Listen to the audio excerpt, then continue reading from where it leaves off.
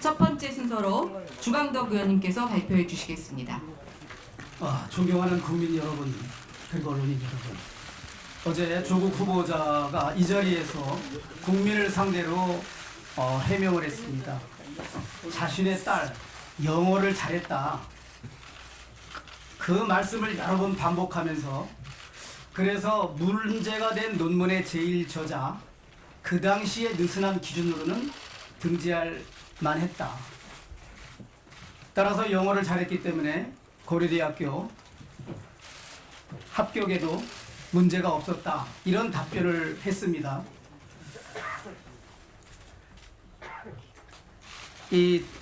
이렇게 여기 나와 있는 것처럼 논문의 지도 교수였던 장 교수도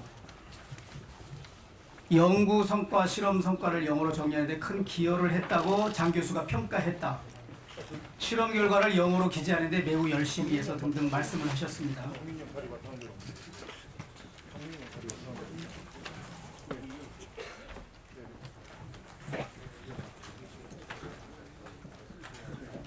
제1저자로 등재된 논문의 제목입니다. 출산 전후 허혈성 저산소 뇌병증에서 혈관 내피 산화질소 합성 효소 유전자의 다형성이라는 논문입니다. 국민 여러분, 언론인 여러분, 제가 이거를 10번, 20번 우리 말로 읽어봐도 이 논문의 제목조차 이해할 수가 없습니다. 제가 오늘 국무위원들이 모여있는 예산결산회의장에서 이 논문의 제목을 이해하는 분이 누가 있냐 아무도 대답하지 못했습니다. 후보자의 딸의 한영여고 생활기록부에 기재된 교외 체험 학습 상황에 대해서 2주간의 인턴 생활과 함께 이렇게 4가지의 뜻을 알기 어려운 이런 활동을 2주간에 했다라고 생활기록부에 기재되어 있습니다. 그런데 조국 후보자는 어제 기자간담회에서도 자신의 딸은 한국어를 잘 못했다. 그래서 중학교 때 국어 시험만 치면 양을 받았다. 국어 문제를 몰라서 답을 쓸 수 없을 정도였다. 이런 말을 합니다. 이 논문을 이해하고 영어로 하려면 먼저 공동으로 참여한 교수들이 발표한 이 아래 4가지 내용과 위에 논문 제목의 말이 무슨 말인지를 이해해야 영어로 번역하지 않겠습니까? 우리나라 말도 잘 이해하지 못하는 내용을 어떻게 영어로 할 수 있겠습니까?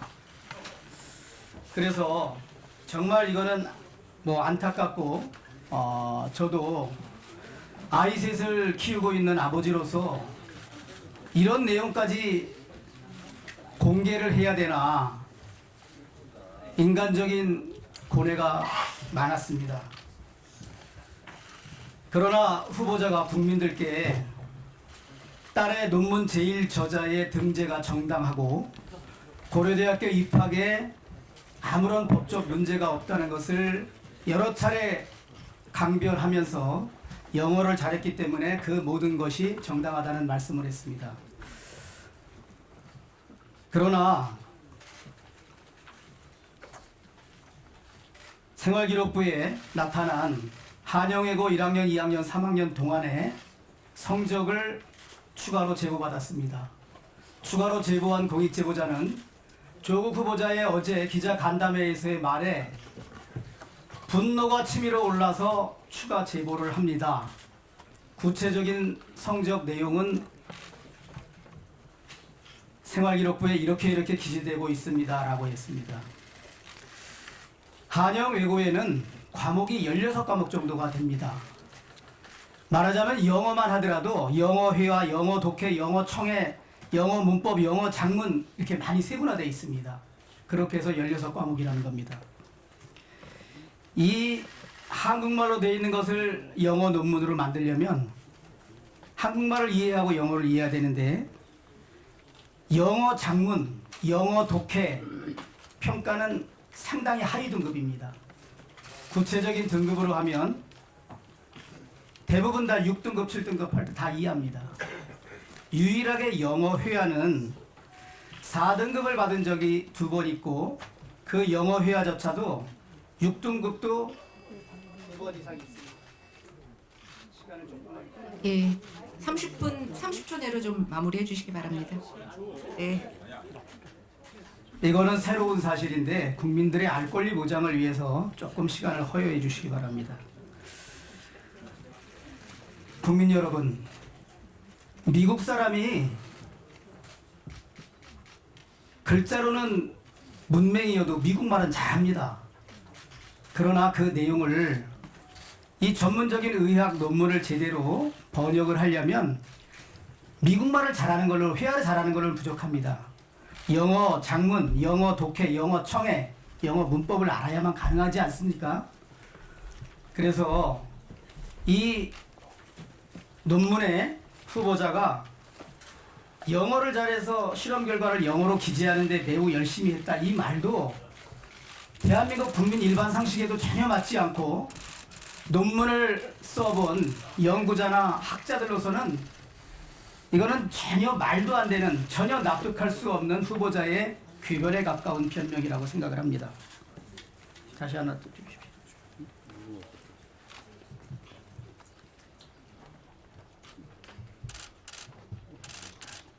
우리 의사협회에서 장영표 교수 논문 처리할 걸 요구하면서 고등학교 신분으로 제1저자에 해당하는 기여했을 가능성은 전혀 없다고 하고, 이 대한의사협회의 전문성 있는 판단에 의하면 자격을 전혀 갖추지 못했다는 것은 논란의 여지가 전혀 없는 일이다, 이렇게 말하고 있습니다. 저는 조국 후보자의 어제 여러 가지 딸이 영어를 잘했기 때문에 논문의 제1저자 등재하는 데 문제가 없고 고려대학교 입학에 문제가 없다는 말은 이러한 여러 가지 자료 등에 의해서 완전히 국민에게 거짓 해명을 한 것이라고 확신을 합니다.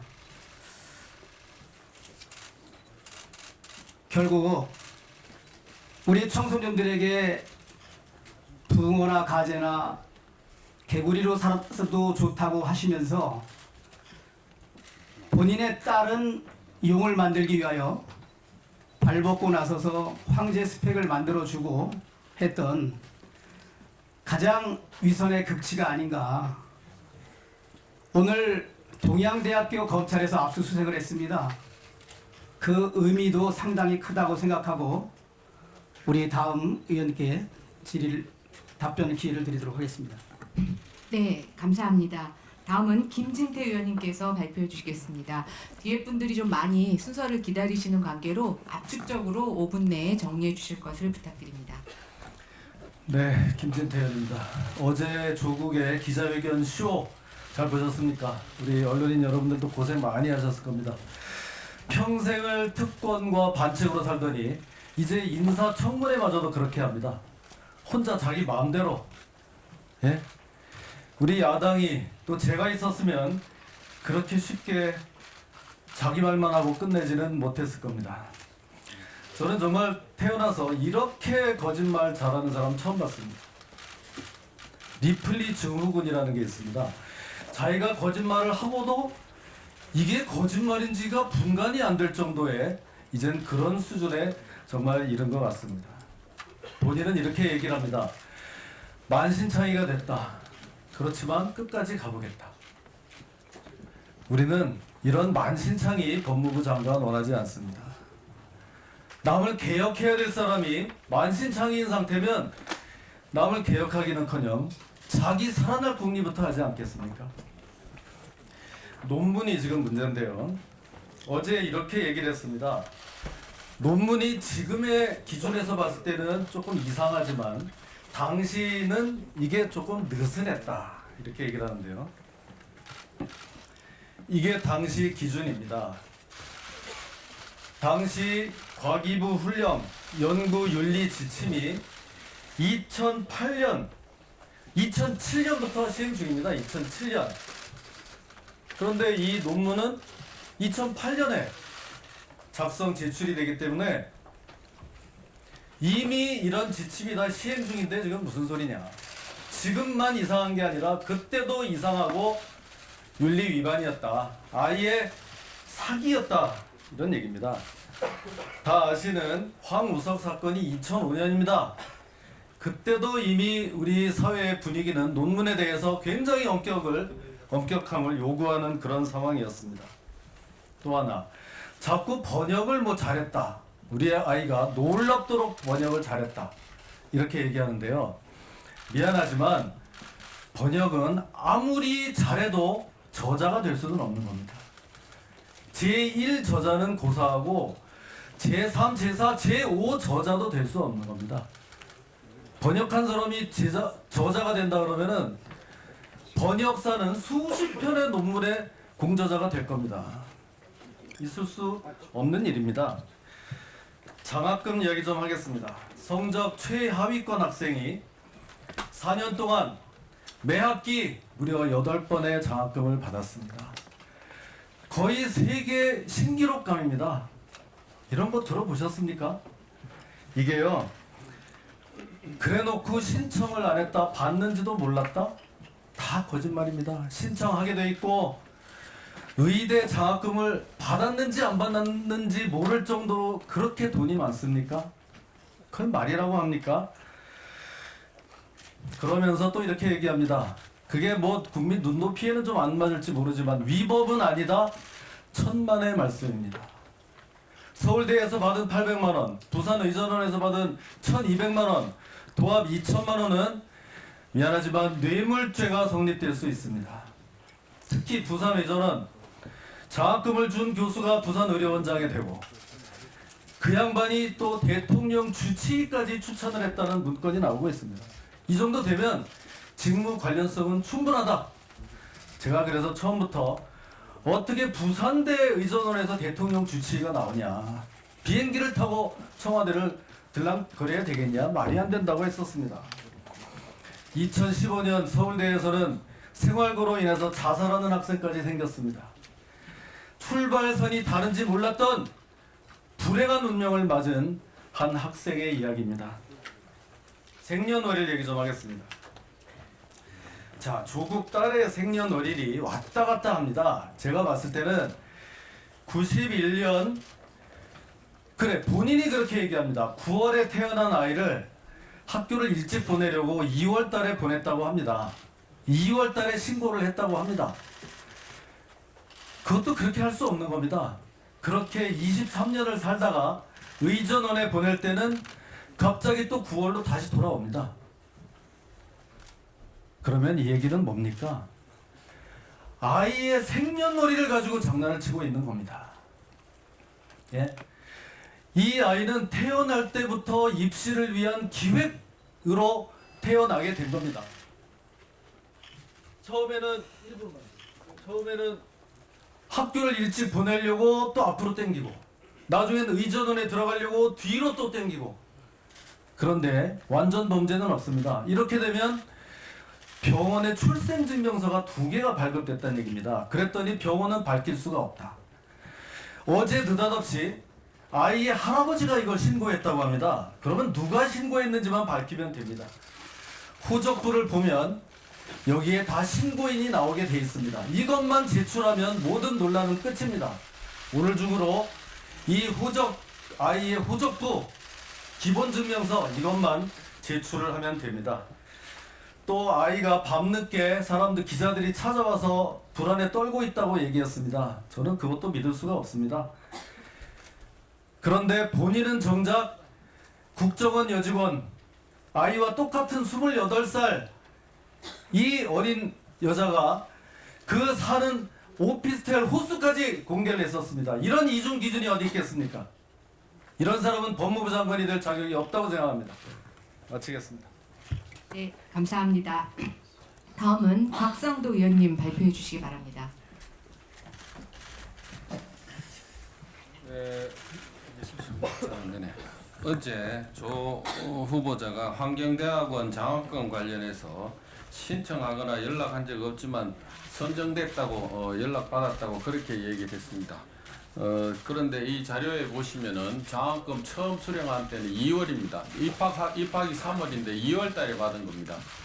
이게 가능한 일이라고 생각하십니까? 이게 눈에 누군가 보이지 않는 손이 이렇게 작동을 해서 만들어 준 것 외에는 설명하기가 어렵습니다.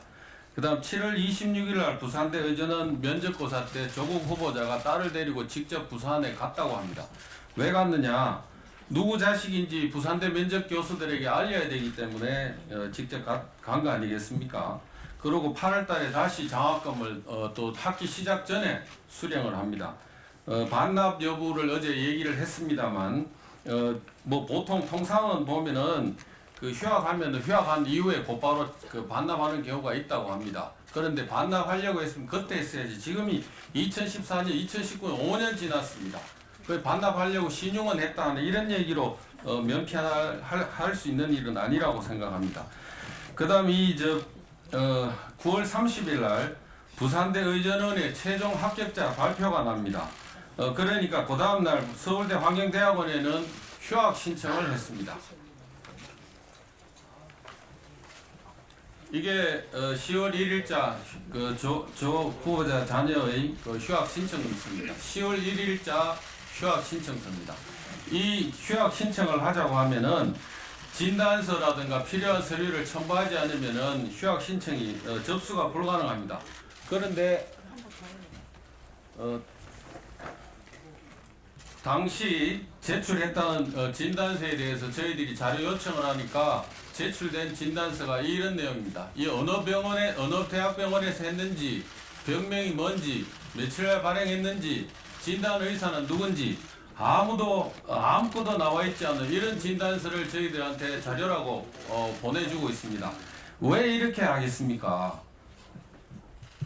부산대 의전원에 합격한 후보자의 딸이 부산대 의전원을 다녀야 됩니다. 그러면 이 진단서는 병명이 허위 아니겠습니까?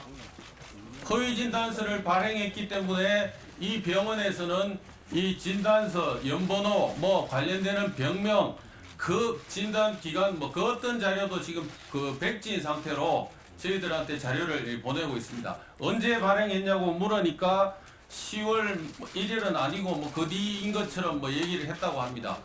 그러면 이게 어떻게 그 휴학 신청할 때 같은 시간에 이 자료를 첨부해서 낼 수 있느냐고 물었더니 그럴 수도 있지 않냐고 합니다. 이것도 또 보이지 않는 손이 이 뒤에 작동하고 있는 것입니다. 우리 국민들, 일반인들한테는 한 번도 불가능한 보이지 않는 손이 조국 후보자에게만 가면은 이렇게 많이 작동합니다. 벌써 우리 환경대학원에만 벌써 3차례 보이지 않는 손이 작동을 하고 있습니다. 이 허위 그 진단서 작성한 의사가 누군지 알려주질 않습니다.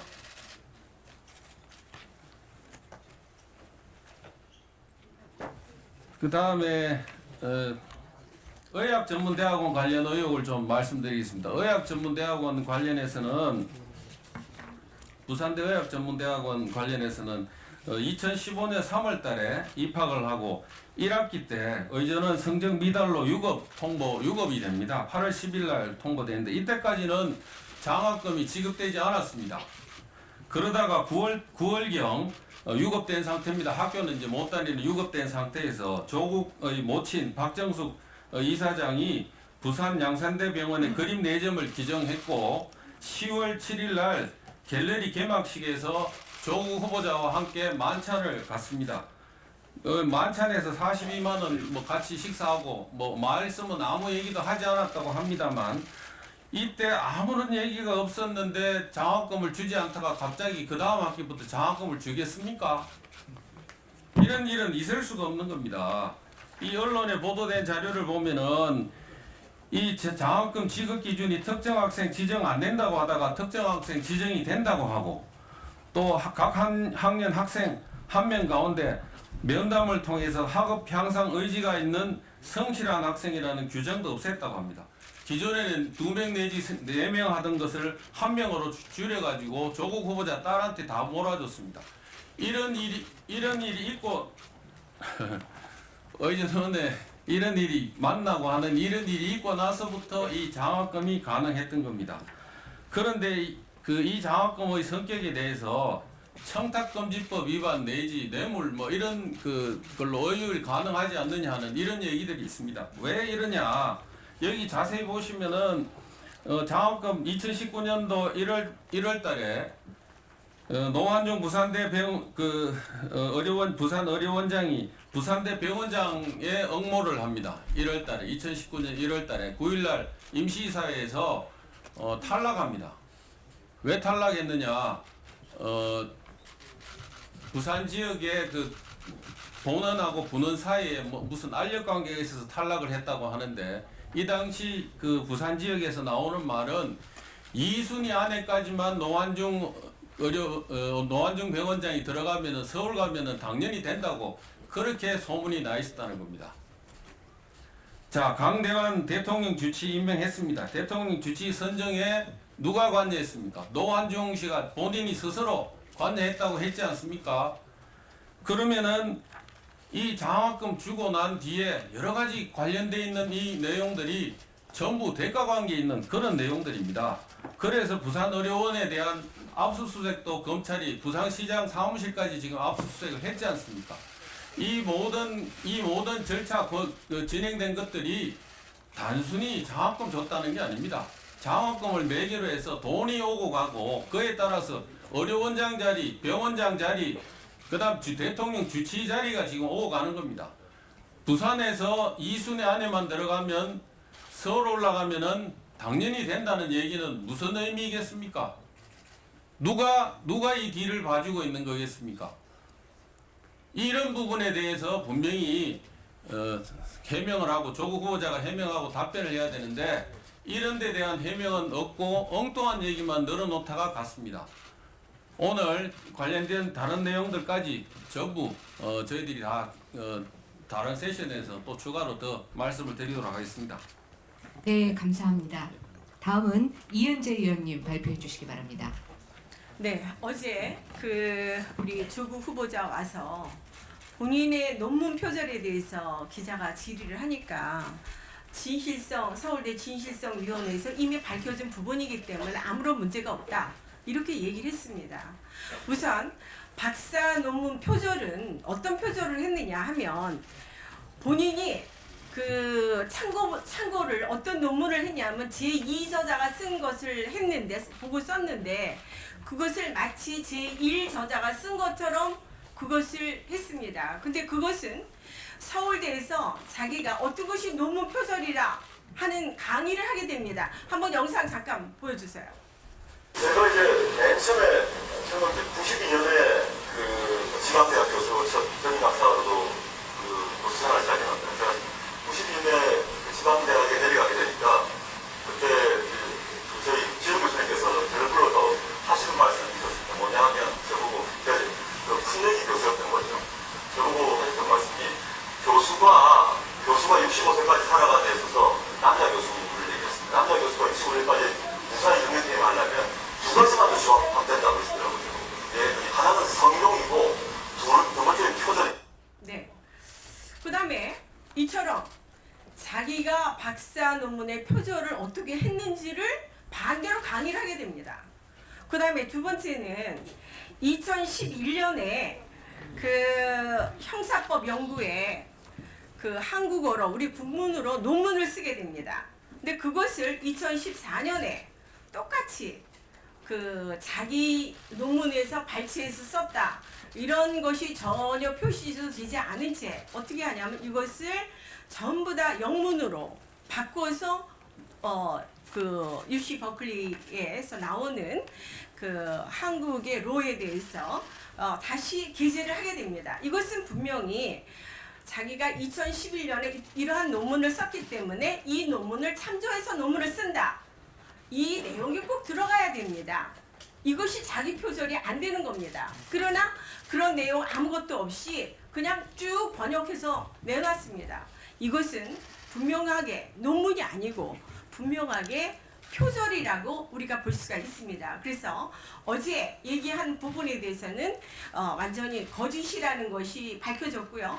밖에 벽에 보면은 논문 표절한 원본과 표절한 부분을 전부 다 제가 붙여놨습니다. 그래서 그거를 보시면 아마 정말 표절인지 아닌지 아마 여기 계신 여러분들께서 분명히 저는 밝혀질 것이다, 저는 이렇게 보고 있습니다.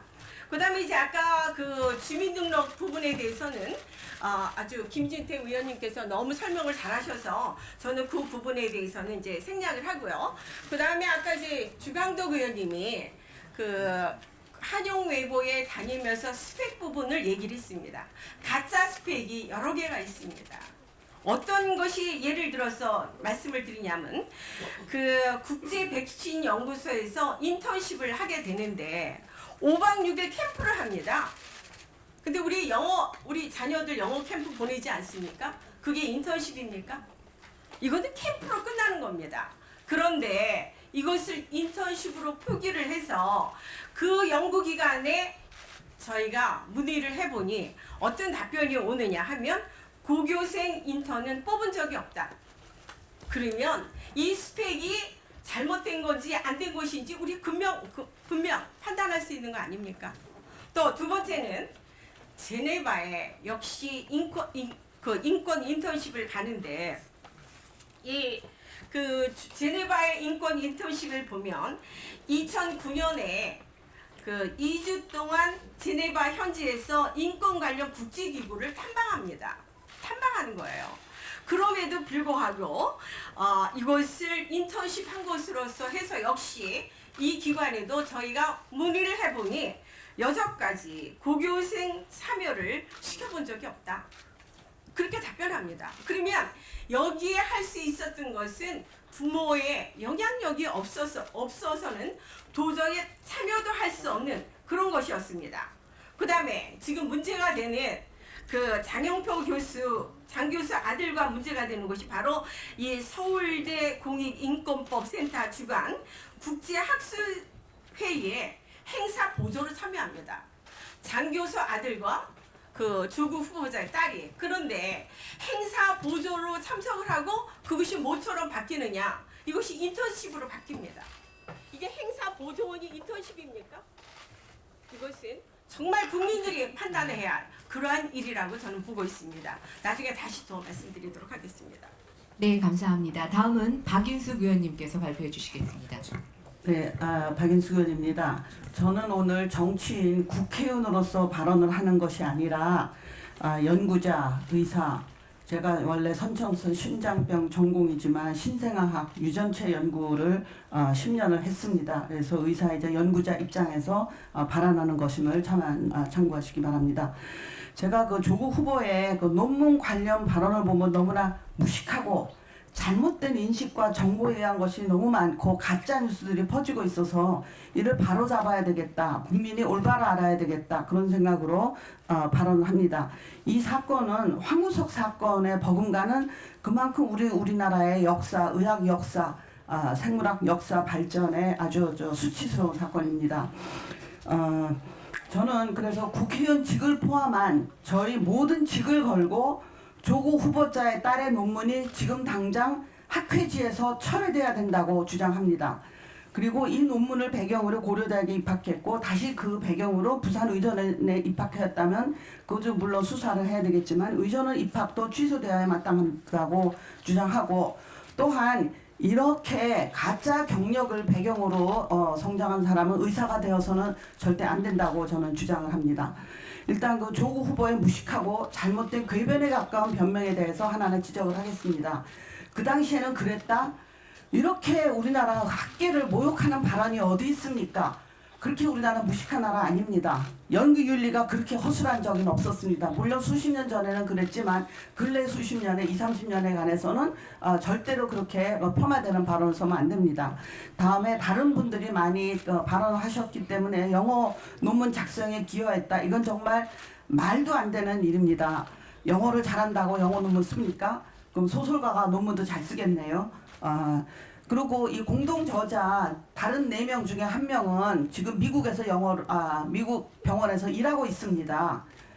그런 사람을 다 놔두고 또 그 교신 저자, 책임 저자는 30개의 논문을 다 읽고 이 연구를 수행한 사람은 영어 논문을 못 써서 중학교 때 1, 2년 미국 가서 그런 고등학생한테 영어 논문을 수정을 본다? 영어 못하면 수정 봐주는 회사도 있습니다. 이거는 말이 안 돼도 정말 한참 말이 안 되는 얘기입니다. 그런데 그 아버지가 이렇게 주장을 하고 있죠. 그다음에 인턴 때 아버지가 이 조국 후보가 그런 얘기했죠. 놀랍게 열심히 했다. 그렇기 때문에 제1저자가 될 수 있다. 이거 절대 불가능한 일입니다. 이것도 제가 저희 직을 길고 직을 걸고 책임지고 이거는 있을 수 없는 일입니다. 그래서 제가 얼마 전에도 기자회견을 했지만 거기 9가지의 그 논문의 문제를 하나하나 지적을 하는데 아주 간단히 하겠습니다. 신생아 91명의 피를 뽑았죠. 그 피를 뽑을 때 하고 연구했을 때 하고 타이밍이 안 맞습니다. 이 사람이 여기 관여했을 리가 그 피를 뽑을 때 11살이었습니다. 연구에 관여를 할 수가 없죠. 두 번째는 연구재단에서 연구비를 받았는데 연구비 받고 연구가 완료된 다음에 이 논문 작성에 참여를 했다고 합니다. 타이밍 보면은 불가능한 얘기죠. 또 고등학교 고등학교 학생이 2주 참관하고 논문을 쓸 수 있는 그런 수준의 연구가 아닙니다. 이게 정상 신생아와 뇌 손상 또 폐동맥 고혈압으로 아픈 신생아 91명에서 의무 기록을 검토하고 유전자 분석을 하고 그 통계 처리를 해서 영어 논문을 쓴 겁니다. 이게 2주짜리 아까 지금 뭐 인턴이 아닌데 인턴이라는 말을 썼다고 하는데 이것도 마찬가지입니다. 저는 그냥 견학이라고 하겠습니다. 이런 학생이 왔다 갔다 하면은 논문에 실험하는데 굉장히 방해가 되고 오히려 실험에 걸림대를 두고 잘못 실험에 갈 수도 있거든요. 그래서 함부로 아무나 와서 그냥 구경하는 것도 굉장히 조심스러운데 참여를 했다? 말이 안 돼도 한참 안 됩니다. 유전자 분석 이거 그냥 뭐 기계에다 넣으면 나오는 게 아니에요. 뭐 비행기 자동 비행기 간다고 아무나 비행기 자동으로 틀어놓으면 비행기 가나요? 그냥 이것도 유전자 분석도 그냥 기계에다 넣으면 된다. 이렇게 폄하하는 사람들도 있습니다.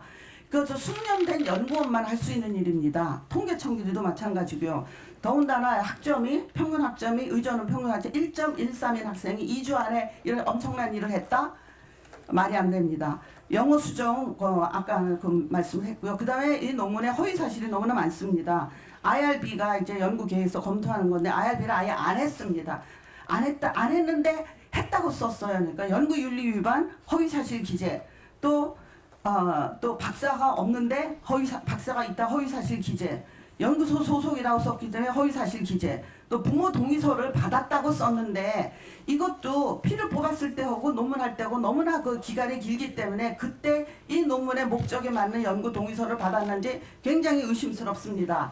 더군다나 연구비 받은 제목하고 이 논문 제목하고 다릅니다. 그런데 어떻게 여기에 맞는 부모 동의서를 받았겠어요? 부모 동의서를 받을 때는 아이한테서 못 받으니까 부모한테 주민등록증까지 확인을 하고 받는 거 굉장히 복잡합니다. 91명한테서 제대로 맞는 제목의 연구 동의서를 받았는지 굉장히 의심스럽습니다. 그래서 이 사건은 우리나라 학술지 수준을 추락시켜서 우리나라의 의학 및 생명공학 전문 학술지들이 SEI 국제 학술지로 등재되는데 앞으로 굉장히 나쁜 영향을 줄 것이고 이 SEI 등재되는 게 왜 중요하냐? 너무너무 중요합니다. 학문 발전은 물론 국익에도 직결되는 일이기 때문이다. 또 하나 소중한 신생아 91명의 소중한 피를 뽑아서 유전자 분석을 한 논문이 한순간에 쓰레기로 되어버렸습니다. 그 아이들과 부모들에게 큰 죄를 진 거고요. 한국연구재단에서 연구비를 받아서 이런 짓을 한 거는 다른 연구자들의 연구 기회를 빼앗은 결과입니다. 철저하고 공정한 수사를 통해서 모든 진실이 밝혀지기를 기대합니다. 이상입니다. 네, 감사합니다. 이제 1세션 마지막으로 김도우 의원님께서 마무리 발언해 주시겠습니다. 조국 후보자에게 한 가지 묻겠습니다. 딸 입시 부정, 장학금 특혜, 논문 제1저자, 사모펀드, 전 재수 명의신탁 등 핵심 의혹 모르쇠로 일관하면서 최소 61차례 몰랐다, 이번에 알았다 라는 변명으로 일관할 그런 기자회견 어제 기자간담회 왜 했습니까? 서울대 환경대학원 장학금에 대해서는 후보자는 신청한 적이 없다. 당시 지도교수는 추천한 적이 없다. 그런데 1년간 3학점짜리 딱 한 과목 신청한 조국 후보자의 딸에게는 401만 원씩 장학금이 전달되었습니다. 그리고 부산대 의전원에서는 1,200만 원을 받게 되는데요. 받게 된 경위에 대해서는 지금 검찰 수사가 진행 중이니 밝혀질 것입니다. 그런데 우리 학생들에게 더 미안한 것은 2013년부터 지급되기 시작한 이 소천장학금은 매년 4명에서 6명까지 100만 원에서 150만 원씩 이렇게 지급이 되었습니다. 다수의 학생이 혜택을 받았죠. 그런데 유급관합제를 거듭하는 이 후보자의 딸에게 2016년부터는 한 사람에게만 지급이 됩니다. 조국 후보자는 당시 알았으면 받지 않았을 것이다 라고 하는데, 글쎄요, 몰랐다면 어떻게 될까요? 논문 제1저자 관련해서 어제 조국 후보자는 제1저자를 누구로 할지 판단 기준이 엄격하지 못했던 것 같아. 아니면 그 당시 학문윤리 기준이 모호하고 엄격하지 못했기 때문이라고 생각한다. 저는 이것은 명백한 거짓말이라고 생각합니다. 2008년은 황우석 사태로 1월 31일 대한의학학술지 편집인 협의회에서 의학 논문 출판윤리 가이드라인을 발간합니다. 이것이 출판윤리 가이드라인입니다. 조국 후보의 딸 논문을 제출한 시기는 2008년 12월로서 이 가이드라인이 적용 대상입니다. 여기에는 저자를 출판하는 논문의 연구에 실제적인 직접 공헌을 한 사람으로 규정하고 있습니다. 또 저자와 다른 공헌자와는 차별화가 되어야 한다고 강조하고 있습니다. 문제는 여기에 있습니다.